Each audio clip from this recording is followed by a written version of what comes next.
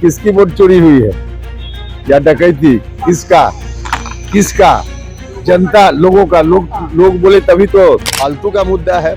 अब ऐसा ही मुद्दा लेकर लोग चलेंगे तो यही दुर्गति होगी जो दुर्गति हुई है। जिसके परिवार की स्थिति को परिवार के लोग ही नहीं संभाल पा रहे हो, बिहार की जनता की क्या सेवा करेंगे? बिहार की राजनीति को समझना इस दौर में इसलिए भी जरूरी हो जाता है क्योंकि एक समय ये लग रहा था कि महागठबंधन की सरकार इस बिहार में बनने जा रही है, लेकिन किस तरीके से मोमेंटम महागठबंधन ने खो दिया और एनडीए की जो प्रचंड बहुमत मिली है उसे आप देख रहे हैं और समझ रहे हैं।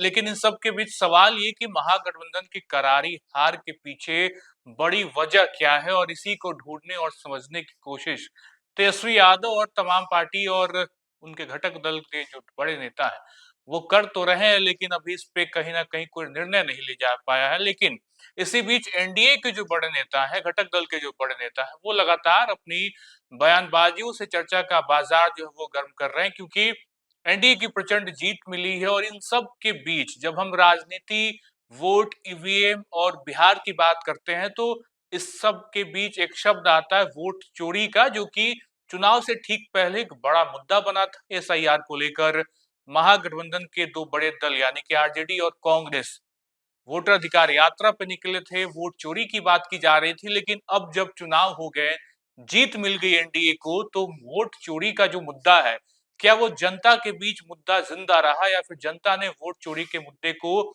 नाकार दिया? इस पे अपनी बड़ी प्रतिक्रिया दे रहे हैं उपेंद्र कुशवाहा, और उन्होंने कुछ बड़ी बातें कही हैं, कांग्रेस को घेरा और साथ साथ लालू परिवार में क्या कुछ हो रहा है, हम लोग बीते एक दो दिनों से लगातार आप तक खबरें पहुंचा रहे हैं। रोहिणी आचार्य का ट्वीट हो या फिर एयरपोर्ट पे दी गई वो बड़ी बयान, वो बाइट हो, अब इन सब राजनीतिक घटनाक्रम को लेकर उपेंद्र कुशवाहा क्या कुछ कह रहे हैं, सुनिए। चोरी नहीं हुई है, वोट डकैती हुई है।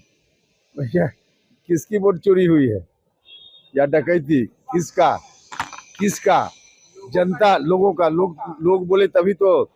जिसके बारे में वो कह रहे हैं कोई बोल ही नहीं रहा है। मतलब चोरी होती तो लोग बोलते ना। तो जिसके घर में वो डाका डालने की बात करे, उसके घर में डाका डलाया ही नहीं, तो लोग बोलेंगे क्यों?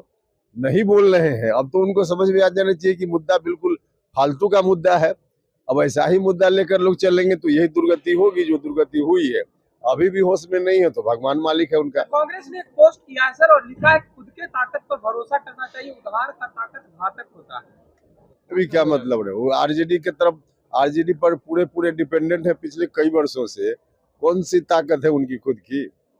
अब कांग्रेस के लोग क्या बोलते हैं उनको खुद ही समझ में बात नहीं आती। सर, लालू परिवार में तरफ से कहा जा रहा है कि वर्ल्ड बैंक से लोन लिया गया है महिलाओं के खाते में 10-10 लाख रुपए देने के लिए। भैया, सब सरकार लोन लेती है जरूरत पड़ने पर। अब इस काम के लिए लोन लिया गया कि नहीं लोन लिया गया, यह तो सरकार बताएगी। लेकिन सड़कें बनती है तो वर्ल्ड बैंक से लोन भारत सरकार लेती है, विभिन्न राज्यों की सरकार लेती है। जहाँ एनडीए के खिलाफ वाला जो गठबंधन है उसकी भी सरकार है, वहाँ भी लोग लोन लेते हैं। ये कौन सी बड़ी बात हो गई? लालू परिवार में कोहराम मचा हुआ है, संजय यादव को लेकर तमाम परिवार के लोग गुस्से में हैं, तेजस्वी यादव अभी साथ हैं। अब देखिए, यह तो उनके परिवार का आंतरिक मामला है, इसमें हम क्या टिप्पणी करें। लेकिन अब इस तरह की स्थिति उनके घर में पैदा हुई है, उसके जिम्मेवार तो वही लोग हैं, खुद ही जिम्मेवार हैं। और जनता देख रही है चीजों को। जिसके परिवार की स्थिति को परिवार के लोग ही नहीं संभाल पा रहे हो, बिहार की जनता की क्या सेवा करेंगे? और इसीलिए जनता ने जो रिजेक्ट किया उनको, उसमें कई कारणों में से एक बड़ा कारण यह भी है। शिवानंद तिवारी ने धृतराष्ट्र कहा है सर लालू प्रसाद यादव को, कैसे देखते हैं? अब लालू जी से पूछिए इस बात का, धृतराष्ट्र है क्या है। देखिए, उनकी पार्टी में जो कुछ भी हो रहा है यह होना ही था जो हो रहा है। तेजस्वी यादव तक समीक्षा बैठक कर रहे हैं, आगे की रणनीति बना रहे हैं कि आगे क्या कुछ करना तो है। करें, इसमें क्या दिक्कत है? लालू प्रसाद भी साथ में हैं। अभी तो करें ना समीक्षा, उसमें हमको क्या करना है, उनका मामला है। प्रधानमंत्री आएंगे तो सबको समारोह में। अभी इसका जवाब हम अभी सीधा कैसे दे पाए? मुख्यमंत्री जी गवर्नर साहब से मिले थे अरे जो सामान्य प्रक्रिया है ना, उस प्रक्रिया को निभा रहे हैं, इसमें क्या दिक्कत? तो आपने उपेंद्र कुशवाहा को सुना, एनडीए की प्रचंड जीत और उसके बाद समीक्षात्मक बैठक तेजस्वी कर रहे हैं, और उस बैठक में क्या कुछ निर्णय लिया जाएगा क्या कुछ होगा उस पे वो बहुत कुछ कहने की स्थिति में नहीं, तो उन्होंने कहा ठीक है वो बैठक कर सकते हैं, लेकिन एनडीए की प्रचंड जीत मिली है और जनता ने वोट चोरी के मुद्दे को नकारा है।